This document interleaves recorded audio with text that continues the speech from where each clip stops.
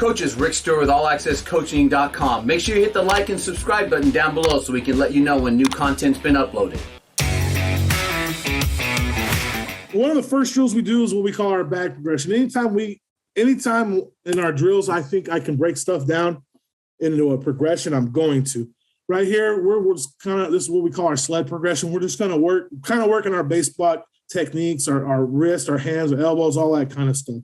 So we're just going to get on the ground and we're just going to work firing off, being physical, getting off the ball, shooting our hands. We want to keep our elbows tucked, close to our ribs. We're going to punch in the out, low to high. That's what we're telling them. We want our thumbs up. We just come out there and hit the bag. Now we'll do this drill. This is the first drill we do. We typically do it on dummies, but we'll come out and we'll do it on the sled too. So we'll just work really. It's a good warm-up drill. Get those hips warmed up and all that. So our next part of the drill, we're coming up and we're just going to take our first step. So you'll see here, I like for them to hold it a little bit longer than what they did.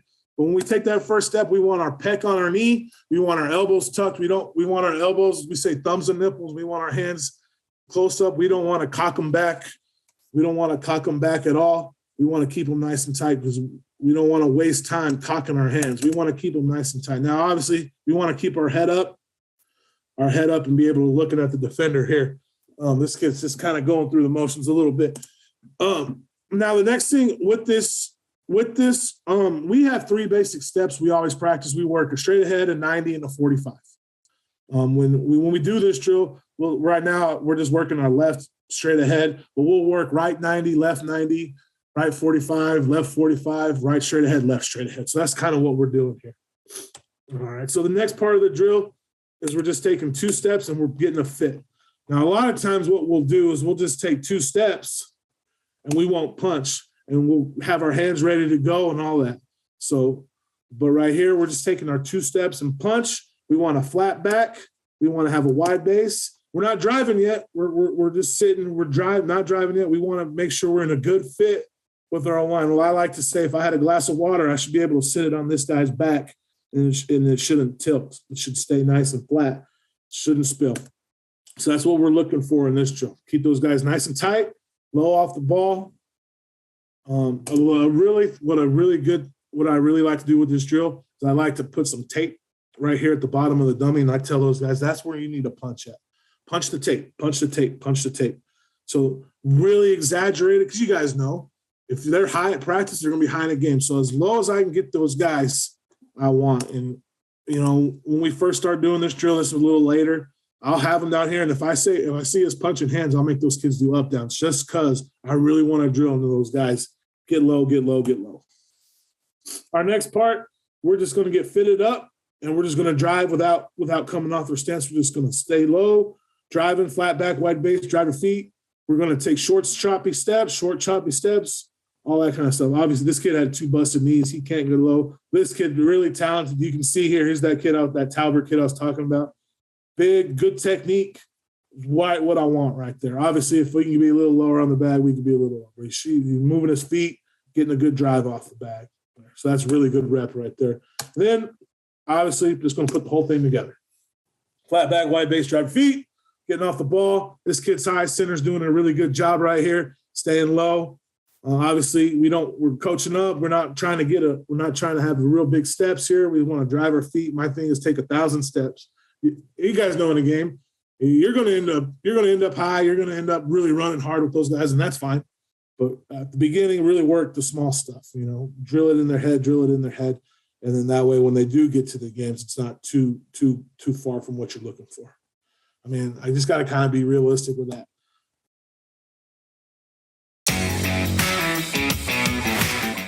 Now, the next thing, one of my favorite drills is just our explosion drill.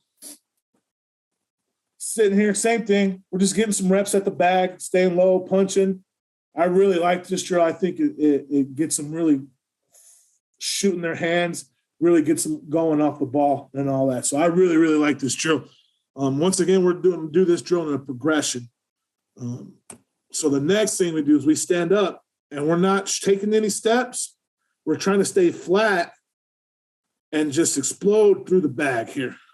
I'd like this kid to be a little lower. He can kind of see here. He's kind of throwing his hips before he does anything else. This is a good look. Look, that's not what I want right here. He's standing straight up. No, if we hit a guy like that, we're in trouble. We're not going to be able to do anything out of that. You know what I mean? We got to stay flat.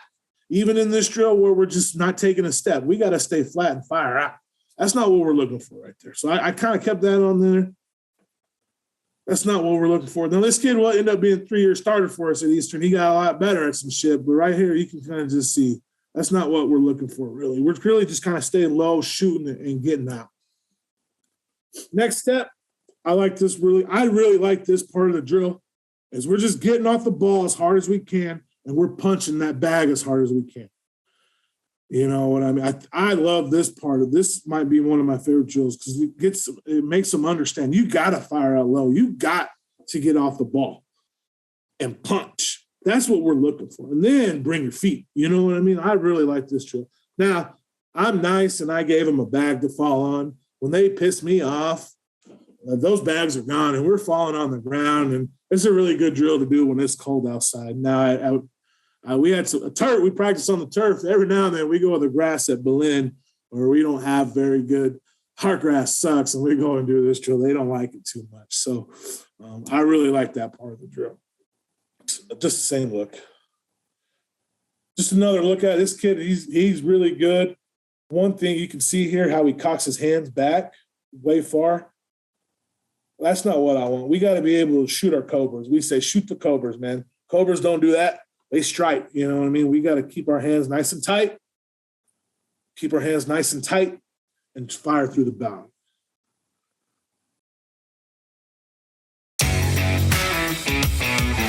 Just a little footwork drill.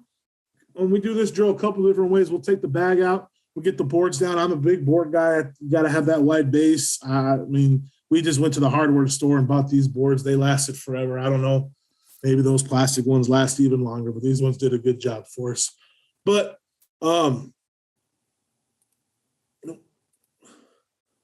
sorry. What we're doing is just working our steps. Now we do these couple different ways here. We'll do them going through fast and we'll go through slow.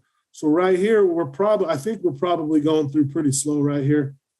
We're just taking our short step. We're going through fast. We're just taking our steps and trying to get through. Like I said, we're going to go our right step, our left step. We'll go right straight ahead, left straight ahead, all that stuff. And we're just really working our steps, staying low. This shoot, you can see it's as low as it can get. If I could get it lower, I would. Obviously, some of the bigger guys you can see really struggling. One other thing, I know it's tough. I hate fat old linemen. I do. I hate them. When we would recruit a fat old lineman at Eastern, I'd be pissed off. I had a fat old lineman this year at Belen and just couldn't really do a whole lot. But obviously, in high school is a little different. But I hate fat old linemen. They don't move a lot. So you got to be able to move. And so you can see here these bigger kids, they start to struggle with this drill a little bit. But what we're looking for, just working on getting our steps, staying low, all that stuff. And like I said, when we work our straight ahead step, we're straddling the board. When we do our 45, we put our foot in the middle of the board right here so we can take a really good 45 step.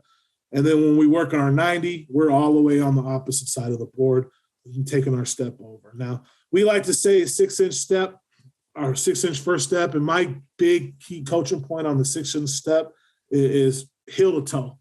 I probably a little bigger than 6 inches, but I just think taking that nice short step really gets you in a good position to adjust and do what you got to do. So I like to say heel toe, heel toe, heel toe.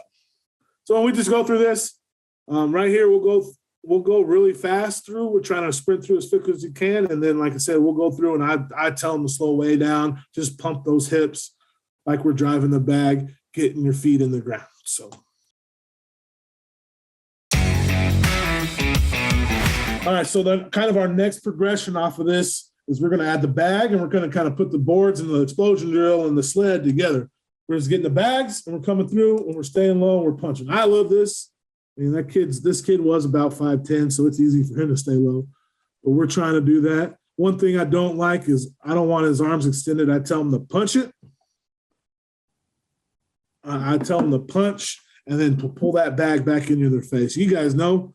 Arms extended, you're holding, you bring that bag into you, you can hold it, you cheat, and they're not going to see it. When your arms are extended, they're going to call that hold every time. So nice and low, really pumping their feet. And then at the end, you'll see at the end, I always tell them to stay in their fit, And what I like to do is, we don't want to lean on the bag. I'll have this guy drop the bag, and if this guy falls forward, he owes me some up downs. We want to keep everything on your hips. I tell them all the time, we drive with our hips, we hold on with our hands. I like that. I think all your power comes from your hips. You got 2 feet in the ground. All that stuff comes from your hips. Your hands are just there to hold on to the guy. You're driving with your legs. So that's one coaching point I try to get across. I don't know if I'm right or wrong, but I like it. I think it helps those kids. To me, it helps those kids understand. And the other thing I know, I always, when I have them punch, when we're punching, I don't want this foot in the air right here. It happens, and I know people probably think, but when we hang clean, both of our feet are on the ground. You know what I mean? Our powerful position, both of our feet are hitting the ground at the same time, and we're hitting our hips. When we're squatting. Our feet are both feet are in the ground. I know we do one-legged stuff, one-arm stuff, and I think that stuff's good. But when I'm punching, I want both feet in the ground. I want to have a great solid base. That's just kind of how I feel about it. I'm probably wrong, but I really like that. I don't want that foot in the air. I think it's bad. So I try to get that foot down and all that. I want both feet in the ground. We're just kind of rolling through different looks. You can see here, this kid struggled a little bit. One thing too, you got to coach up your bag holders on this a little bit too. You know what I mean? We don't want just a free rein. But we've got to make them work a little bit. Now, I really like this look. This kid gets off the ball pretty good, doesn't really pop up out of his stance, stays nice and low. I wish he'd bring his elbows back in, but you can see his punch. It's really, really good. This is a really good rep. Now, the other thing we do on this drill, you can see the sled starts moving. Anytime the sled moves, the whole team's got up. The whole line's got up downs. We can't hit the sled. So that just teaches them to stay low, stay low, stay low. That's a good look here at the end by this kid. He stops his feet, gets the bag up on his face. That's what I want right there. I think that looks really, really good. So just one more look at it. Now, this kid's pretty tall. This kid, 6'7". This kid was 6'7", and you can see he's in the chutes. He's doing a good job. Now, he's not a big old fat guy, but he's doing a pretty good job right there. That's what I want. That looks good by that kid. Now, that kid was at UNM. He transferred down to us, but he'd been in the option before. He played option in high school. But I just like it because he's 6'7". That shoots really low. Ain't no excuse for anybody not to be able to get low in the shoot.